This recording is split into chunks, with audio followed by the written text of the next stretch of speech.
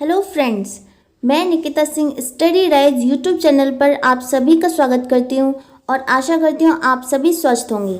तो आज हम यूपी टेट स्पेशल क्लास करने वाले हैं जिसमें प्रैक्टिस सेट नंबर 1 है और इसमें जो भाग है वह है 5th और पर्यावरण शिक्षा के बारे में आज हम इसके क्वेश्चन आंसर करेंगे। तो चलिए फिर स्टार्ट करते हैं।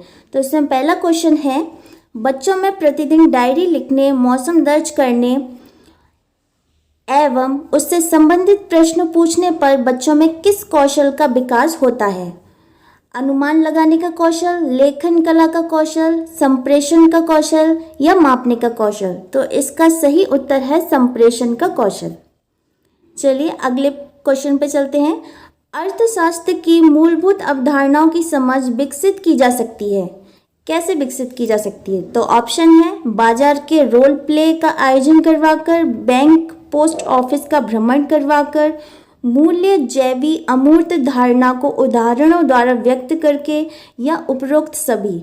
तो इसका सही जवाब होगा उपरोक्त सभी। इन सभी चीज़ों से अर्थशास्त्र की मूलभूत अवधारणाओं की समझ विकसित की जा सकती है।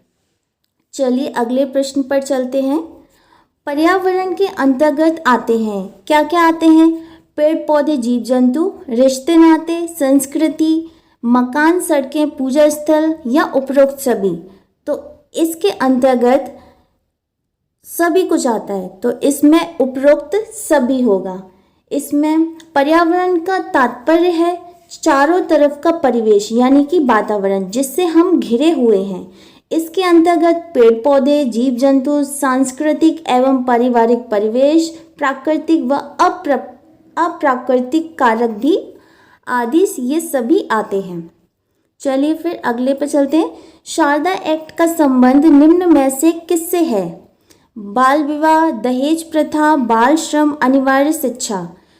तो इसका संबंध है बाल विवाह से। शारदा एक्ट आया था 1929 में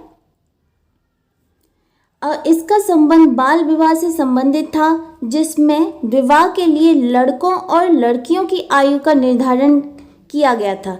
इस एक्ट के तहत लड़कों की आयु रखी गई थी 18 और लड़कियों की आयु रखी गई थी 14 वर्ष। ठीक है, चलिए अगले क्वेश्चन पे चलते हैं। बच्चों के लिए सीखने के अवसर प्रदान करने के लिए आप इनमें से क्या नहीं करेंगे? इसमें पूछ रहा है क्या नहीं करेंगे। क्वेश्चन को ध्यान से पढ़िएगा। बच्चों को समस्या सुलझाने के लिए प्रेरित करेंगे, उनकी अवधारणात्मक संरचना को स्पष्ट करने में मदद करेंगे, उन्हें सुझाव व संकेत देंगे जिससे वे नया ज्ञान सीख सकें, या ऑप्शन डी, उन्हें सही उत्तर अच्छी तरह समझा देंगे। तो इसका जवाब है ऑप्शन डी, उन्हें सही उत्तर अच्छी तरह समझा देंगे। इसका मतलब तो यही हुआ कि आप बच्चे को रटा रहे हैं, तो इसमें ये वाला गलत हो जाएगा और बाकी सही हो जाएगी। अब अगला क्वेश्चन है, बच्चे को सामाजिकरण का पहला पाठ कहाँ से प्राप्त होता है? परिवार से, विद्यालय से, सांस्कृतिक केंद्र से या धार्मिक केंद्र से?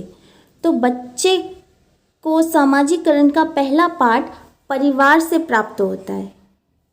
ठीक है, चलिए अगले पे चलते हैं। प्रोटीन का सर्वोत्कृष्ट स्रोत है दूध, मांस, सोयाबीन या अंडा? तो सबसे ज़्यादा प्रोटीन पाया जाता है सोयाबीन में। इसमें सोयाबीन में लगभग 43% प्रोटीन होता है, जो इन सबसे सर्वोच्च है, मतलब सबसे अधिक है। चलिए अगले क्वेश्चन पे चलते हैं। ऊर्जा का पिरामिड होता है सीधा, उल्टा, अनियमित या इनमें से कोई नहीं? तो ऊर्जा का पिरामिड होता है सीधा। ये कुछ इस तरह से होता है, एक सेकेंड। ऊर्जा का पिरामिड ऐसा होता है सीधा। तो इसमें ये जो पहला है ये है ग्रीन प्लांट्स, इसमें 1000 कैलोरी होती है। और दूसरा है हर्बीवोरस, इसमें 100 कैलोरी होती है। तीसरा है स्मॉल कार्निवोरस, इसमें 10। और इसमें है लार्ज कार्निवोरस, इसमें होती है 1। तो इसका जवाब है सीधा। चलिए अगले क्वेश्चन में चलते हैं। प्रकृति में ऑक्सीजन का प्रमुख स्रोत है समुद्री जल, वर्षा जल, पर्यावरण या हरे पौधे। तो इसका सीधा सा जवाब है हरे पौधे। ठीक है, अगले प्रश्न पर चलते हैं। छात्रों के लिए सीखने के प्रमुख संसाधन हैं विभिन्न क्रियाओं हेतु सामग्री संकलन, ग्रंथालय, सर्वे एवं प्रोजेक्ट निर्माण या उपरोक्त सभी। तो छात्रों की सीखने के लिए सामग्री भी जरूरी है, विभिन्न सामग्री भी जरूरी है, ग्रंथालय मतलब लाइब्रेरी भी जरूरी है, और सर्वे एवं प्रोजेक्ट ये भी जरूरी। तो उपरोक्त सभी इसका सही आंसर हो जाएगा। चलिए अगले उस पर चलते हैं क्वेश्चन पे। अब है धूम्रपान से होने वाला प्रमुख रोग कौन सा है। ऑप्शन ए है तपेदिक यानी क्षय रोग, ऑप्शन सेकंड कैंसर फेफड़ों का, थर्ड है अल्सर, फोर्थ है अनिद्रा। तो इसका सही जवाब है धूम्रपान से ऑफ कोर्स कैंसर होता है, तो फेफड़ों से संबंधित है। तो इसमें धूम्रपान से मुख्यतः फेफड़े तथा मुख का कैंसर हो जाता है। कैंसर विषाणु जन्य रोग है, इसके अंतर्गत ऊतक नष्ट होने लगते हैं, जैसे चोट जल्दी नहीं भरते और वे बढ़ते रहते हैं। तो इसका जवाब है कैंसर फेफड़ों का। चलिए अगले क्वेश्चन पर चलते हैं। वायुमंडल में नाइट्रोजन गैस की प्रतिशत मात्रा होती है, कितनी होती है। तो हमारे वायुमंडल में सबसे ज़्यादा नाइट्रोजन गैस पाई जाती है, जो होती है 78.09%, और अगर ऑक्सीजन की बात की जाए तो वो होती है 21। तो इसका सही जवाब है ऑप्शन बी। चलिए विटामिन ए की कमी से होने वाला रोग है। तो विटामिन ए की कमी से होने वाला रोग रिकेट्स है, रतौंधी है, स्कर्वी है या क्वाशरकोर है।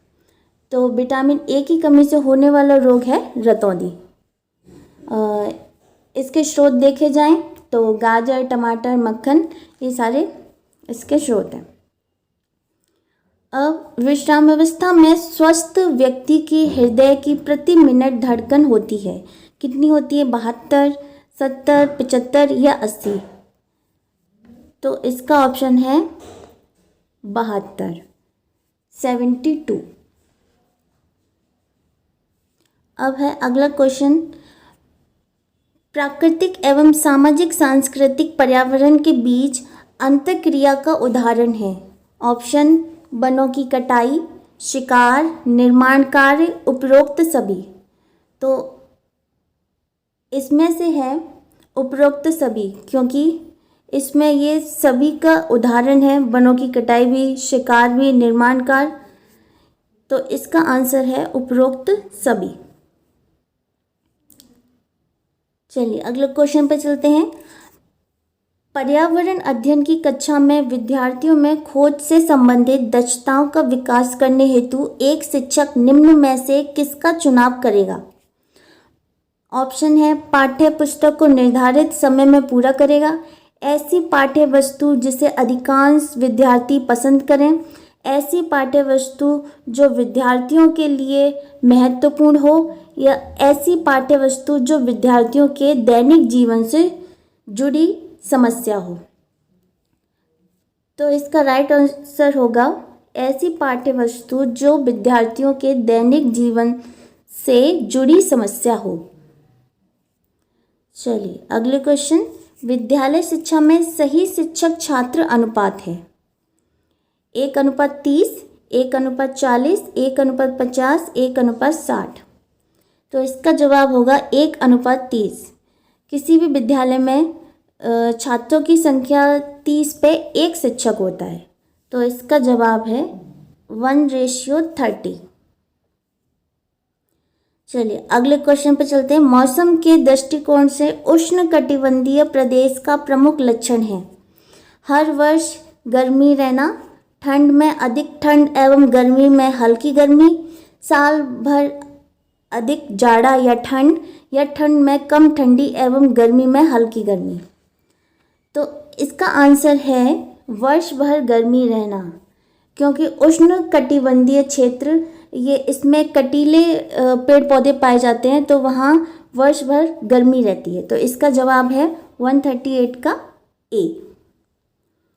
नेक्स्ट क्वेश्चन पे चलते हैं। पर्यावरण की पाठ्य चर्चा में शामिल होना चाहिए। ऑप्शन बच्चों के अनुभव, स्कूल का वातावरण, उपयुक्त पाठ्यक्रम या उपरोक्त सभी। तो पर्यावरण की पाठ्य चर्चा में बच्चों के अनुभव भी शामिल होने चाहिए, स्कूल का वातावरण भी शामिल होना चाहिए और उपयुक्त पाठ्यक्रम भी शामिल होना चाहिए। तो इसका सही जवाब है उपरोक्त सभी। चलिए अगले क्वेश्चन पर चलते हैं। दिन और रात होने का प्रमुख कारण है सूर्य का अपनी धुरी पर घूमना, चंद्रमा का अपनी धुरी पर घूमना, पृथ्वी का अपनी धुरी पर घूमना। तो इसका जवाब है पृथ्वी का अपनी धुरी पर घूमना। पृथ्वी का अपनी धुरी पर घूमना।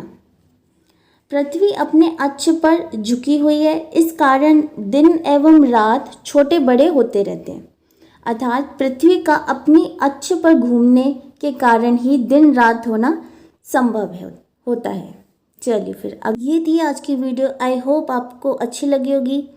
तो चैनल को सब्सक्राइब, शेयर, अपने दोस्तों के साथ शेयर ज़रूर करना और मेरे चैनल को सब्सक्राइब ज़रूर करना। धन्यवाद।